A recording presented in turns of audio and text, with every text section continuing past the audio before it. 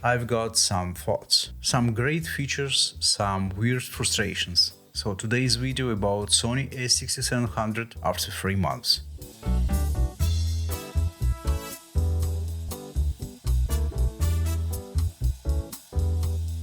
I've bought this camera 3 months ago for my landscape photography. And today I want to share the good, the bad, and wait, why is this like that moments. And a short disclaimer, this is my first Sony camera ever. I spent years in the Fuji ecosystem, so everything here is coming from that perspective. If you are a Sony veteran, you'll probably find my confusion amusing. If you are new to Sony, you'll relate. Let's get into it. Pro and con number 1. Autofocus. This thing is scary good. It sticks to people, like on my eye right now. Different eye, this one. Comparing to my old Fuji X-T3, it's like a completely different era. Total win for Sony. But here is the catch. I shoot mostly landscapes, and when I'm looking through the viewfinder, which I do a lot, more on that in a sec, I can't move the focus point at all. You know why? Because I have chosen the wrong focus picking option, or I don't know how it's called. So I was using the zone mode for autofocusing, but in this particular mode, you cannot operate the joystick to change the focus point. How the heck could I? Just to be honest, do you ever read a manual instead of asking ChatGPT?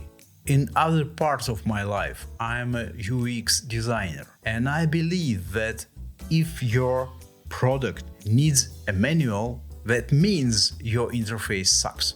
Hello Sony, I'm talking about you. Anyway, autofocus, it's great, it's amazing.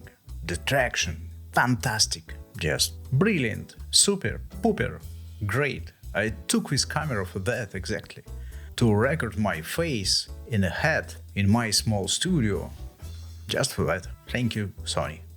Just in comparison, on a Fuji, when you bring your camera to your face to look through your viewfinder, camera understands it and changing the way you operate the focus point immediately and automatically, because it's so predictable.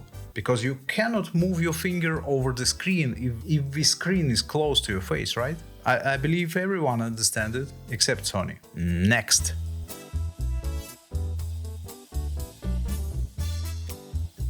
IBIS. Something I really love is stabilization. The IBIS in a6700 is a huge upgrade for me, especially coming from a camera that didn't have any at all. I've shot entire sessions handheld, even in low light, and the images still come out sharp. And thanks to the better ISO performance, I'm getting usable images even at ISO 10,000, and Lightroom can clean them up nicely. And now I'm free to shoot in conditions I used to avoid. But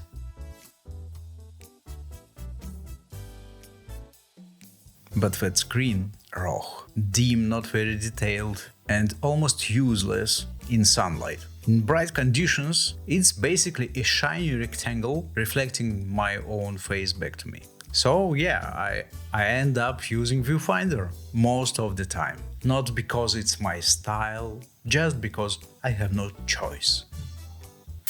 It's 2025 and this camera was released in 2023 and it still has the screen which is garbage comparing to the screen of my X-T3, which was released I do not remember when, like 8 years ago. This is a capitalism. You only get what you paid for.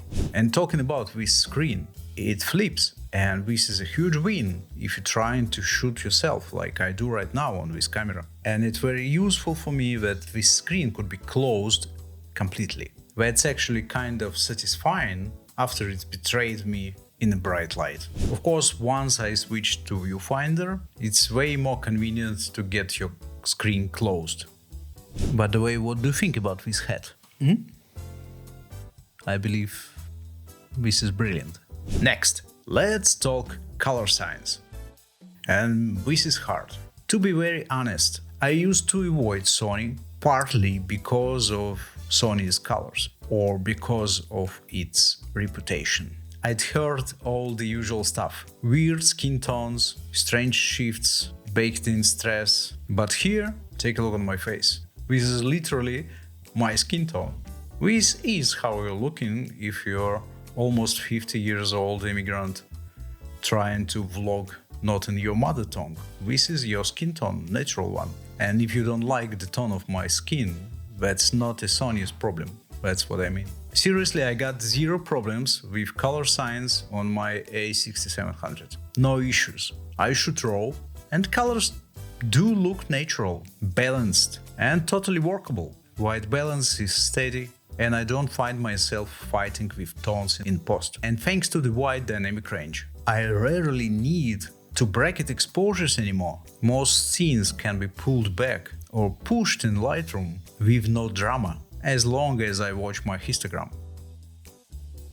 Now, Fuji fans, I know what you are wondering. No, there aren't any built-in film simulations, and while Sony does let you load LUTs, I haven't used them. I shoot RAW anyway.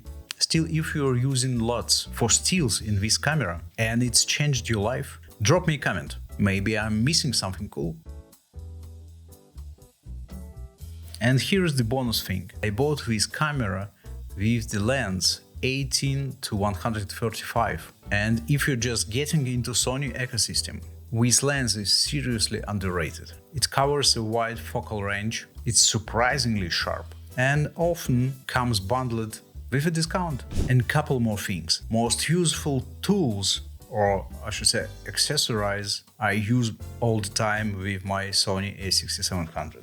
First of all, this is the foldable tripod plate. This little thing is just genius. If you're shooting landscapes, this is just no-brainer. If you're interested, take a look on my review here. And for now, most of the time, my a6700 stored in this. This is like 10 or probably even $5 photo gear holder, like extra compartment, which is very useful because you can put it in your everyday backpack, as I do. And this is the NioSmart backpack, daily one, regular one. It was not designed to carry a photo gear. That's why I use those things together.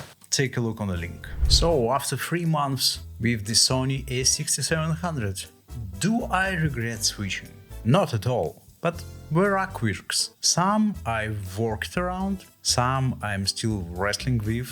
Overall, it's a solid camera that delivers where it counts. Let me know in the comments. Are you planning to switch photo ecosystems this year? If so, from what to what and why? And if this video helped at all, feel free to like, subscribe to my channel, hit the bell, or just leave a comment so I know you are out there. Thank you very much for watching, and I'll see you in the next one. Ciao for now.